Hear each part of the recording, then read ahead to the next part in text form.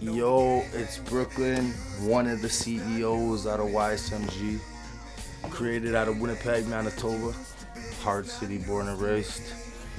Little West Side boy, I got my nickname, came from a little hood called Brooklyn, so they named me Brooklyn because I done ran that shit for years. So you already know where I came from. Used to be with the Dub M, Winnipeg's most. Yeah, on my own now.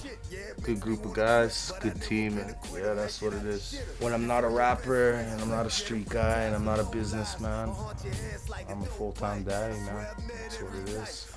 That's basically what keeps me motivated right now, is wanting to get my kids out of the gutter so they never have to see, a welfare check or a gutter or fuck anything like that, you know what I mean? So, yeah, man. When I decided to come together with a few other partners and see who was really moving in the city, I decided to, put people on the table as well as other partners, and we decided, this is who we wanted, this is who was really showing they were working, and this is who really wanted to take this business serious. A lot of people hear about Canadian artists and they're like, I don't really fuck with Canadian artists, but meanwhile, you ain't never heard the shit that's pumping out, and it's a real city, this is real shit, every lyric. People ain't pretending, fronting, being somebody they're not. Everyone who's playing the part are really in the streets, really doing that. And the people who aren't, they ain't rapping about it. They're being who they are. And yeah, that's the team, man.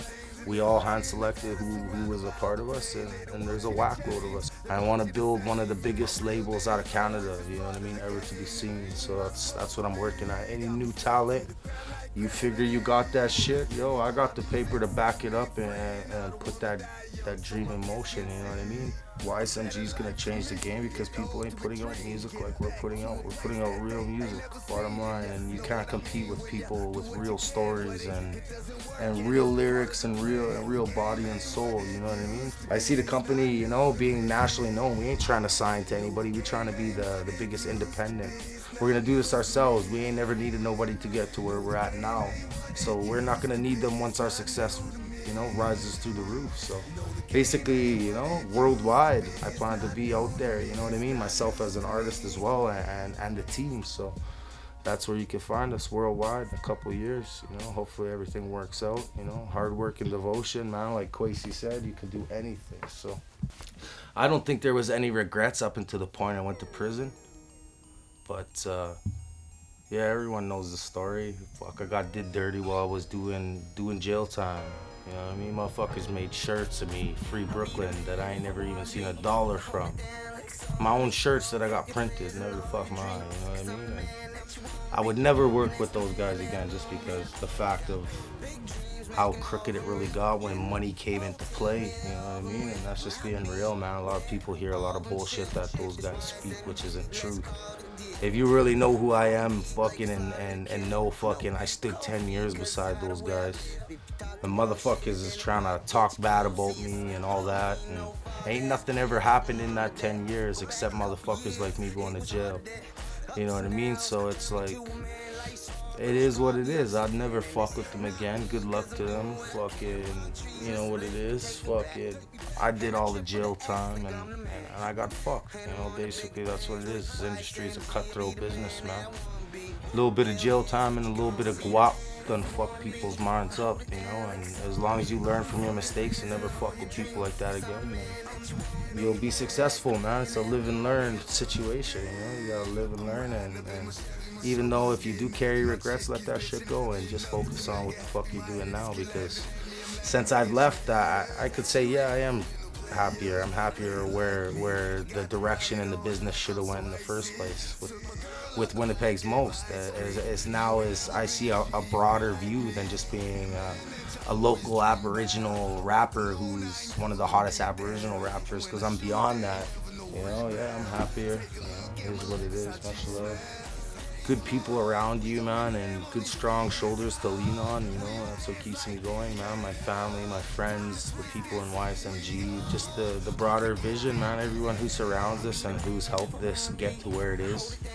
Keeps me motivated to see a bunch of guys believe in the same shit and know that we're better and know that we're in a little city that doesn't get much publicity for music or much of anything realistically. And yo, we're still grinding every day, every night. There's always something happening within YSMG, and, you know, so that's what keeps me motivated, man. My fucking team, my partners, people shooting the fucking video, you know, everything in studio. It's just what it is. My team. A song I wrote in jail, you know, for my kids. It was a remix to Mockingbird, which was Eminem's joint at the time, and I was in prison, and yeah, it was a rough go. So I heard the beat and I wrote the song, and I renamed it "Gonna Be Alright," you know, and that's what it was. You know, it was one of my top songs. I think that was most real. Besides "Without You," "Without You" is the first jam I ever put out, and yeah, that got mass views, like over a million views, just that video alone. So, and it was a picture video. You know what I mean? It wasn't even a video. It was a YouTube picture video. You know, so "Without You" and "Gonna Be Alright," I have to say is my two faves, my first and my realest. We're just rapping about real shit. You know what I mean? Everyone's rapping about cars and Bugattis and fucking this and that, and fucking 90% of the fucking population doesn't have that shit. How the fuck can you relate to fucking $500,000 bottles and fucking flights and fucking all that shit? You know what I mean? Especially when you're from the gutter and the block. How the fuck can you relate to Bugattis and banging and fucking flying everywhere every day and fucking millions in the bank? It's just that's what separates us, is because we're fucking so real, and we rap about what people go through on the fucking daily, and just fuck real street stories and just everything like that. It separates us. We're not standing in front of cars every day flaunting fucking jewelry, money, even though we could be, but you know we ain't.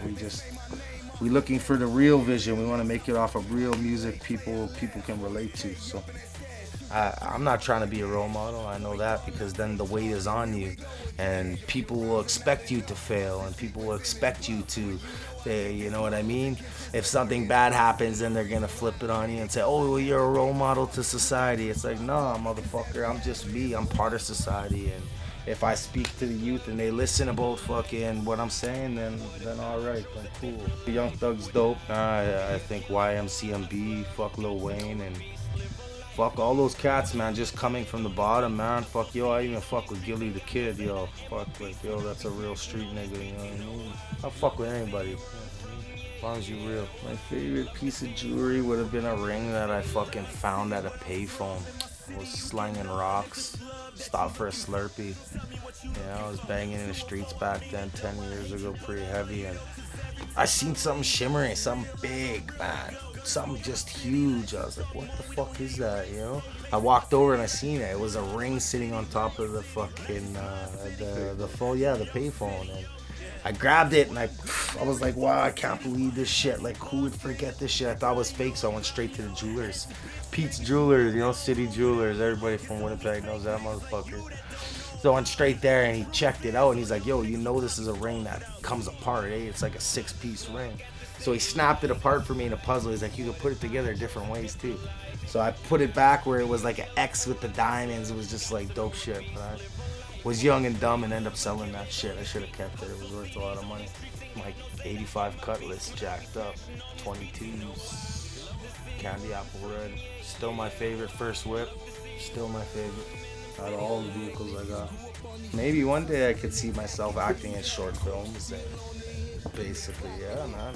Maybe, who knows? The world's an option, man. That's what usually rappers do when they get famous. They say, fuck rap, because making movies is more money. Man, the recent tour to Vancouver, Williams Lake, we went through it down in that motherfucker, you know? Like, I got buck wild. Like, I was actually in the same sweater in a bush with a fucking strap trying to shoot deer. 5 in the fucking morning, drunk with a fucking 40, a silent sound. I was shit-faced, and it was a fucking dangerous scene. But that was my most memorable recently. I plan on setting up a proper tour, getting maybe someone involved in booking. So if you're a booking agent And you want to fuck with some real artists who will bring the business in money, holler at us. YSMG bookings at gmail.com. And that's where you can link us if you a booking artist, if you a booking place, if you an agency and you want some artists, holler at us. Once we tour, we stop at every little town, every little jukebox place. I don't care if there's 2 people in, I'ma rock it like it was 10,000, you know? So, yeah, man, I'm planning to tour all over. Once I feel I'm ready, and once I feel the team's ready, we'll be out. Stay away from a lot of them fucking money-hungry fucking businessmen, you know? They're shady as fuck, you know? Stay independent. Keep with a good group of guys and make music, you know? If you're an artist looking to come up, we got it all. From shirt pressing, CD pressing, to shirts, to bandanas, you name it, we can press it all. And not only that, if you need studio time to record those bangers, we got you. You can find me at Brooklyn YSMG. That's Twitter. Again, that's at Brooklyn YSMG. You can find me on Instagram, which is Brooklyn204. You can find me on Facebook. Just look up Brooklyn YSMG or Jamie Prefontaine. SoundCloud, www.soundcloud.com/YSMG204. YouTube, that's Young Successful Music Group. We got a website as well. That's www.ysmgworldwide.ca. And yeah, anybody looking for booking shows for any of the artists, you can contact ysmgbookings@gmail.com. Holla at us, man. Woo, one of a kind, G.